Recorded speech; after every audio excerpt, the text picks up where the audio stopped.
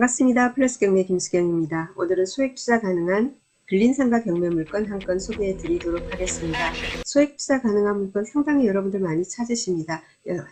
열심히 여러분도 검색하시고 그렇게 하시죠. 저도 여러분에게 소개해 드리기 위해서 열심히 검색을 하고 있습니다. 제 눈에 탁 띄었는데요. 날짜가 너무 임박합니다. 저도 늦게야 발견했어요. 자, 매각기일 5월 13일입니다. 며칠 안 남았고요. 광주지방법원 본원 사건이고 사건 번호는 2020 타경의 15018입니다. 광주광역시 서구 쌍천동에 있는 에드가리움 2차 오피스텔이거든요. 여기가 그 1층에 대로변에 있는 상가입니다. 현재 공인중개사 사무소고요. 자, 전용 면적이 실평수가 8.276평 됩니다. 감정가 2억 1천 되어 있고 그렇습니다. 지금 공인중개사 사무소, 그죠? 여기서 이제 임대차 이렇게 되어 있는데 현황 조사서 이렇게 나와 있는 그 임대차 조건을 보니까 감정가 2억 1천을 기준으로 지금 현재 계산을 해도 수익률이 8%나 나옵니다. 그래서 1차에 아마 관심들을 많이 가질 것 같습니다. 이거 신권 들어가야 되나? 이런 고민을 많이 하실 것 같아요. 그죠? 같이 한번 살펴보도록 하겠습니다. 입지 볼까요? 입지 지도 한번 열어볼게요. 자, 지도 여니까 1호선 운천역 되어 있습니다. 운천역이고요. 운천역 4번 출구, 3번 출구 나오면 되겠네요. 거리 한번 재볼까요? 4번 출구로 나왔을 때 했을 때 약 100m, 그죠? 약 100m밖에 안 됩니다. 가깝고요. 그리고 여기 보시면은 아시겠지만 여기 다들 오피스텔 그리고는 여기 맨션들이 있는데 여기 상가들도 있고요. 그리고는 그 옆으로 이렇게 보면은 여기도 다 상가지역입니다. 엄청나죠? 그죠? 상업지역입니다. 자, 그리고 그 옆으로 왼쪽으로 이제 아파트 단지 있고 그렇습니다. 자, 그래서 여기 이제 아까 보니까 사진으로 보니까 공인중개사 사무소예요. 이런데 공인중개사 사무소 같은 경우에는 해당 물건이 있는 그 건물, 오피스텔은 월세 이런 그죠? 그 유동 저기가 임차인들이 이렇게 자주 그죠? 왔다 갔다 이렇게 하게 되잖아요. 아파트하고는 달리 아파트는 매매, 전세, 그래서 매매가 많죠. 그죠? 그런데 오피스텔 같은 경우에는 그 월세 임대 계약이 상당히 많이 있습니다. 그래서 그런 물건이라든가 그리고 주변에 이런 어떤 상가를 전문으로 하는 공인중개사들이 이런 지역들을 보통 선호하게 되죠. 역 나와서 바로 이렇게 가다 보면 보이고 하니까. 그죠? 그래서 여기 이 건물에도 공인중개사 사무소가 2개가 있더라고요. 그래서 옆에 공인중개사에서 이것도 같이 받으면 제 생각에는 독점이 되지 않나. 251세대 오피스텔을 독점으로 자기가 거의 임대차 계약을 할 수 있으니까 그것만 해도 굉장히 안정적인 수익이 올라오지 않겠나라는 생각이 들었습니다. 일단은 입지는 여러분도 한번 쭉 자세히 살펴보시고요. 그러면은 상세 내용 보도록 하겠습니다. 1층이라고 했습니다. 건물 그저 16층 중에 1층입니다. 사용 승인은 2016년도고요. 그리고 이렇게 되고 그리고 등기부와 임차인 한번 볼까요?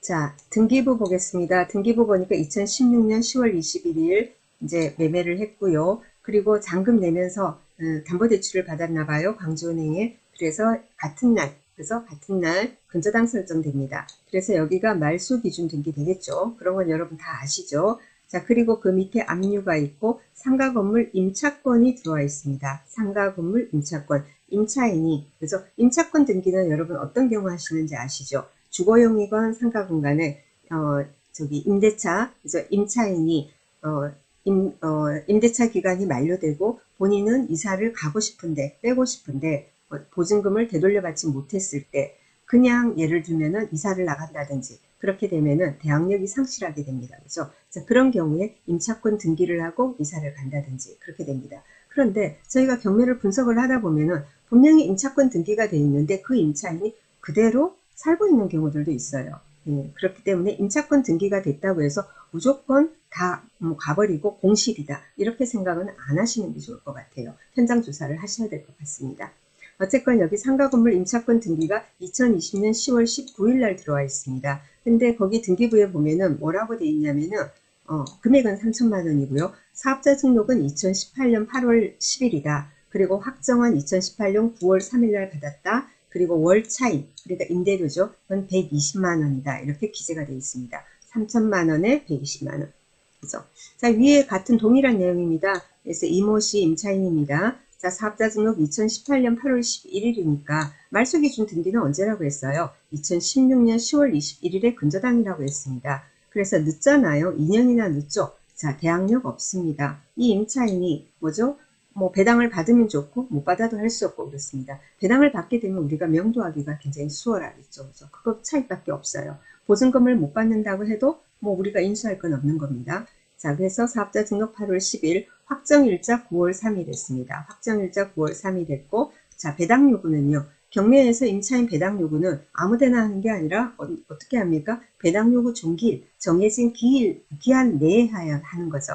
자, 배당 요구 종기일은 2021년 3월 26일입니다. 자, 1월 19일 날 했다고 합니다. 사업자 등록했고, 확정일자도 받았고, 배당 요구도 했습니다. 단지 대항력이 없다 했습니다. 그죠? 확정일자도 받았고, 그리고 아까 보니까 또 임차권 등기도 하고 지금 나갔고, 뭐 그런 상태예요. 사실은 임차권 등기를 하지 않습니까? 임차권 등기를 하면은 배당 요구를 별도로 하지 않아도 배당 요구 한 것과 또 같이 봅니다. 참고하시고요. 자, 그래서 뭐냐면은 그러면은 이 임차인이 그럼 배당을 어떻게 뭐 최우선 변제 이런 거 없어요? 라고 다들 생각하시는데 보통 상가 임차인들 같은 경우에 최우선 변제를 받을 수 있는 경우는 거의 없습니다. 자, 주거용 같은 경우에는 월세는 생각하지 않고 보증금만을 가지고 소액 임차인이냐 아니냐를 이제 판단을 하기 때문에 저기 최우선 변제 받는 경우가 상당히 많이 있죠. 그런데 상가 같은 경우에는 보증금 플러스 월세 곱하기 100 해서 환산 보증금으로 하기 때문에 그 금액이 소액 임차인 범위에 들어가는 경우가 상당히 희박해요. 그래서 이 물건 역시도 그럼 같이 한번 살펴보도록 하겠습니다. 보증금 3천에 월세 120만 원입니다. 3천만 원 플러스 월세 120만 원 곱하기 100, 1억 2천이죠. 자, 합하면은 1억 5천이 됩니다. 1억 5천만 원이 어떤 범위 내에 들어가야 한다라는 겁니다. 자, 그리고 그 기준이 되는 것은 등기부에서 담보물건, 그죠? 담보물건, 등기일 기준이 되죠. 여기서는 2016년 10월 21일 근저당 기준으로 해가지고 한번 상가임대차 보도록 하겠습니다. 자, 상가임대차 2016년이니까 2014년 1월 1일부터 2018년 1월 25일 사이에 들어갑니다. 광주광역시입니다. 자, 그리고 2억 4천만 원 이하 하는 것은 이거는 뭐예요? 하는 것은 이것은 뭐냐면은 임대차 보호법 적용 대상이냐라는 겁니다. 아까 뭐죠? 1억 4천, 1억 5천이었나요? 자, 그렇기 때문에 2억 4천만 원 이하라서 임대차 보호법 적용 대상입니다. 임대차 보호법 적용 대상이다. 이 말은 뭐냐면은 아까 확정 받았잖아요. 확정에 의해서 우선 변제권을 받을 수 있느냐라는 거죠. 그래서 우선 변제권 생기기 때문에 확정 받았고 해서 순위에 의해서 배당 순위에는 들어가는 겁니다. 자, 그리고는 소액 임차인 받을 수 있느냐라는 것은 요 금액 안에 들어가야 되는 겁니다. 3,800만 원. 환산 보증금이 3,800만 원 이하에 들어가야 되는데 안 되잖아요. 1억 5천이니까. 그래서 소액 임차인 최우선 변제는 받을 수 없고, 그런데 이 임대차 보호법 적용 대상은 되기 때문에, 그리고 확정을 받았기 때문에 우선 변제권은 생겨서 배당 순위에는 있다라는 뜻이 되겠습니다. 자, 그러면은 우리가 한번 예상 배당표 보도록 하겠습니다. 자, 매각대금 지금 신건이에요. 2억 1천입니다. 2억 1천에 낙찰이 됐다고 가정을 하면 경매비용 313만 1천원을 빼고 실제 배당할 금액은 2억 686만 9천원이 됩니다. 그런데 서강주 세무서에서 저기가 있습니다. 저기 그 교부 청구가 있거든요. 근데 그 금액은 우리가 알 수 없고요. 네, 그래서 요거는 빼고 생각을 해봅시다. 광주은행, 그죠? 은행의 그 채권 최고액이 1억 4,400입니다. 1억 4,400을 넘을 수는 없는 거죠. 그 이하가 되겠죠. 정확한 금액은 우리는 알 수 없어요. 자, 그래서 제일 많이 잡아서 채권 최고액 1억 4,400을 다 잡읍시다. 이렇게 배당하고, 그리고 나서 뭐죠? 아까 여기 이모씨, 그죠? 광주은행은 2016년도고, 이 사람 저기 확정 있잖아요. 그 확정이 바로 그 다음 순위예요. 그래서 여기서 보면은 세금을 생각하지 않는다면 세금은 알 수 없으니까 자 3천만 원을 전액 배당받는 것으로 지금 일단은 이렇게 됩니다. 그래서 이렇게 배당을 받게 된다면은 뭐 원만하게 그죠 명도도 될 것이고 그래서 우리가 부담이 없습니다. 그죠? 자 그렇게 되고요.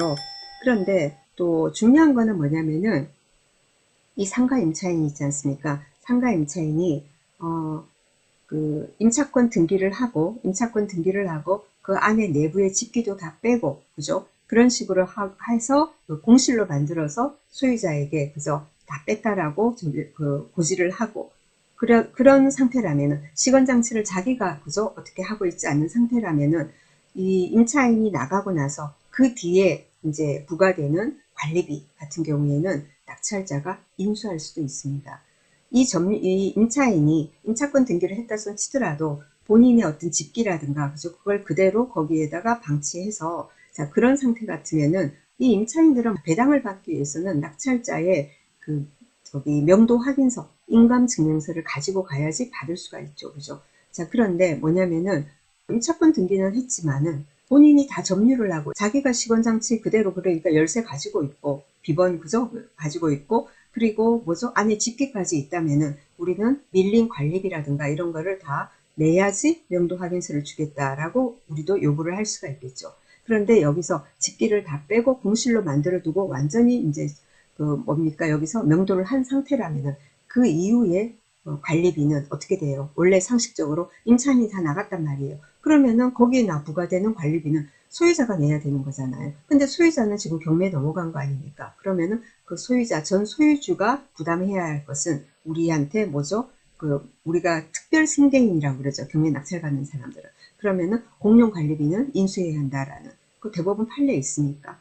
그래서 여러분이 이런 사건 가시면은 현황이 어떠한지, 짐을 다 뺐는지 어떤지를 확인하시기 바랍니다. 자, 법원에서 나오는 자료 보면은 뭐 안에 집기가 있는 것으로 보입니다만은 지금 현재 어떠한지, 언제 뺐는지 이런 것도 좀 확인할 필요가 있다라는 말씀을 드립니다. 자, 그리고 그러면 수익률 계산 같이 한번 해보도록 하겠습니다. 자, 해보니까 2억 1천만 원입니다. 그래서 감정가 2억 1천만 원입니다. 자, 임대차 조건이 3천만 원에 120만 원입니다. 동일한 조건이라고 봤을 때 2억 1천에서 보증금 3천을 빼면은 1억 8천이 됩니다. 자, 월세 120만 원입니다. 월세 120만 원 12달. 그래서 1년 하면은 1,440만 원이 됩니다. 1,440만 원 나누기 1억 8천 하면은 8%의 수익률이 나옵니다. 대출을 레버리지로 하면은 무한대로 올라갈 수 있겠죠. 여튼 대출을 고려하지 않았을 때 8%의 수익률이니까 상당한 수익률인 겁니다. 자 그러면은 지금 현재 그럼 그 인근에 그러면 임대차 어느 정도 받을 수 있습니까? 그건 여러분이 현장을 가셔야지 답이 나오는 겁니다. 현장을 가셔야 답이 나오는데 제가 네이버에서 저 쌍촌동 그 상가 제가 상가 임대에서 한번 검색을 해보니까 뭐 몇 군데 이렇게 나오는데 여기 운천역에서 제일 가깝잖아요. 그죠? 그래서 여기 보니까 딱 여기 1이라고 되어 있는 그죠? 요 지역에 있는 물건이라고 합니다. 자세한 건 모르겠지만 자, 그런데 보니까는 전용 면적 66, 전용 면적 66제곱미터 하면 한 20평, 그죠? 되는데 1층이고, 북향이고, 그리고, 사진 있다, 뭐라고 되어 있는데 한번 클릭해 보시고요. 운천역 인근, 첫 입주 1층 신축 상가 임대에서 3천만 원에 170만 원, 뭐 이렇게 되어 있고요. 그리고 뭐 자세한 것은 여러분이 현장을 가셔야 돼요. 같은 1층이라고 하더라도 임대 조건이 그죠 어떤가 그러니까 입지 약간의 차이에서 가치가 완전히 달라지거든요. 그러니까 무조건 이런 것만 이제 뭐 맹신하시지 마시고 현장 가셔서 여러분은 확인을 하셔야 되고 그리고 아까 말씀드린 대로 어쨌어요? 저기 법원에서 나오는 자료를 보면은 말입니다. 안에 내부에 집기가 있는 것으로 나옵니다. 이런 식으로 나오는데 과연 지금도 있는지 어떠한지 그것도 여러분이 현황 가시면은 확인을 잘 하시기 바랍니다. 여기 이렇게 사진 보면은 옆에 뭐 비어돼 있고 옆에도 부동산이에요. 여기 보니까 부동산이 두 개더라고요. 이거 두 개예요. 그래서 제가 만약에 입찰을 하는 저는 제가 공인중개사예요. 본분이 저는 뭐 중개를 하지 않고 처음부터 쭉 경매만 전문으로 하는 공인중개사이긴 하지만 이런 물건들 보면은 이게 두 개 아닙니까? 근데 여기 하시는 분이 이것도 같이 해가지고 이렇게 받아가지고는 독점으로 아까 말씀드렸죠. 오피스텔 251세대 임대차 계약만 꾸준히 해도 고정적인 수입이 가능하고 그리고 온천역 인근에 상가 전문으로 해가지고 이렇게 한다면은 좋은 수익을 올릴 수 있는 위치가 아닌가라는 생각을 한번 해봤습니다. 자 그리고 뭐 꼭 부동산 이것만이 아니고 이런 대로변에는 여러 가지 뭐 입점돼 있는 여러 군데 가다 보면 많이 있죠. 뭐가 있죠? 주로 1층에 이런 데 보면은 테이크아웃 음료 그죠? 한다든지 그리고는 뭐 편의점이라든가 뭐 여러 들어가는 업종들 있죠. 그리고는 아파트 인근 같은 데는 아파트나 이런 주거용 오피스텔이겠죠. 그럼 뭐 무인 뭐라고 하나요? 무인 세탁하는 그런 거라든가 그리고 8평 하면은 미용실로는 좀 적은가요? 예, 여러 가지 1층에 들어간 업종들이 있습니다. 그래서 그런 1층은 임대는 잘 나가니까. 자, 그런데 여러분 가셔서 확인을 반드시 하셔야 되는 게 뭐냐면은 이렇게 지금 2016년도 아닙니까? 이 물건이. 그럼 5년밖에 안 됐거든요. 근데 분양을 할 때 여기 이 상가의 분양 조건, 그러니까 임대 조건이 업종이 정해져 있는 경우가 간혹 있습니다. 그런 부분도 여러분이 꼭 반드시 확인하셔야 됩니다. 그리고 관리비 확인하시고요. 자, 오늘 여기까지 하겠습니다. 조금이나마 도움이 되시길 바랍니다. 즐거운 한 주 시작 되시길 바랍니다. 내일 모레 수요일 아침에 다시 찾아뵙도록 하겠습니다. 감사합니다.